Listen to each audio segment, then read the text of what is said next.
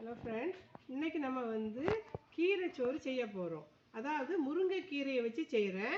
இது சாப்பிட டேஸ்ட்டாட்டும் இருக்கும், நல்ல அயன் சத்து நிறைஞ்சது. பிள்ளைங்களுக்கு இதே மாதிரி செய்து கொடுக்கலாம். ஒரு வித்தியாசமான ரைஸு.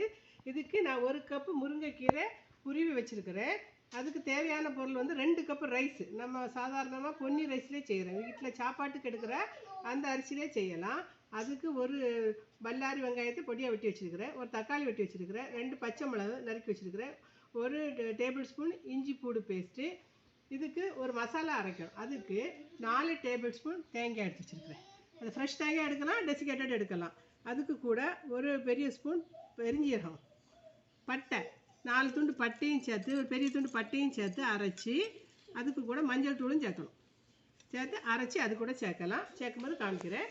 தாளிக்க ஸ்டார் அனீஸ், 3 ஏலக்காய், 3 கிராம்பு இதை போட்டு தாளிச்சிட்டு இதெல்லாம் சேர்த்து எப்படி செய்யலான்னு பார்ப்போம்.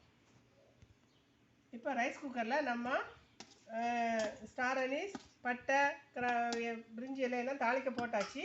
அதுக்கு கூட கட் பண்ணி வச்சுருக்க ஒரு வெங்காயத்தையும் போட்டு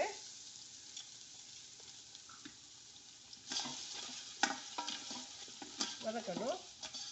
அதுக்கு கூடவே நம்ம எடுத்து வச்சுருக்கிற இஞ்சி பூடு பேஸ்ட், பச்சை மிளகாய் இதையும் போட்டு மிக்ஸ் பண்ணிக்கலாம். நம்ம ரைஸ் குக்கரில் செய்கிறதுனால எல்லாம் சேர்த்து போட்டு மிக்ஸ் பண்ணலாம். இப்போ வெங்காயம் பாதி வதங்கியாச்சு.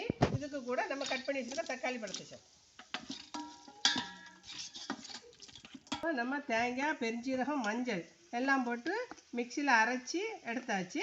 இதை நம்ம தண்ணியில் சேர்க்கக்கூடிய ரைஸுக்கு சேர்க்கக்கூடிய தண்ணியில் கூட சேர்க்கலாம். இப்போ நம்ம தேங்காய், பெருஞ்சீரகம், பட்டை அரைச்சி வச்சுருக்க அந்த தேங்காயை சேர்ப்போம். அதுக்கு கூட நம்ம அளந்து வச்சுருக்க தண்ணியை சேர்க்கலாம். மிக்ஸ் பண்ணி வச்சு அதுக்கு கூடவே நம்ம இந்த பவுலுக்கு 2 பவுல் ரைஸு, அதுக்கு 2.5 பவுல் தண்ணி வைக்கணும். 1க்கு 2.5 தண்ணி வைக்கணும். இப்போ நம்ம அரைச்ச மசாலாவும் தண்ணியும் அளந்து ஊற்றியாச்சு. இதுக்கு கூட தேவையான அளவு உப்பு, நம்ம 2 கப்புக்கு 2 ஸ்பூன் உப்பு போடுவோம். கொதிக்கட்டும். கொதித்த பிறகு நம்ம ரைஸு சேர்க்கலாம். மூடி தண்ணி நல்லா கொதித்து வந்தாச்சு. இதுக்கு கூட நம்ம எடுத்து வச்சுருக்க ரைஸ், 2 கப்பு ரைஸ் அதை சேர்க்கலாம்.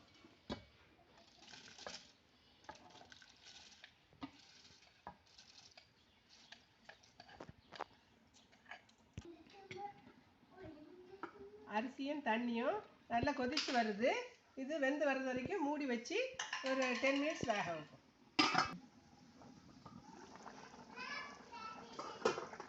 இப்போ அரிசியும் சோறும் நல்லா வெந்து வருது.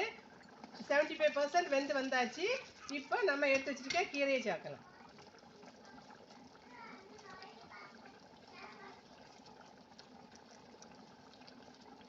கீரையெல்லாம் சேர்த்து மிக்ஸ் பண்ணலாம்.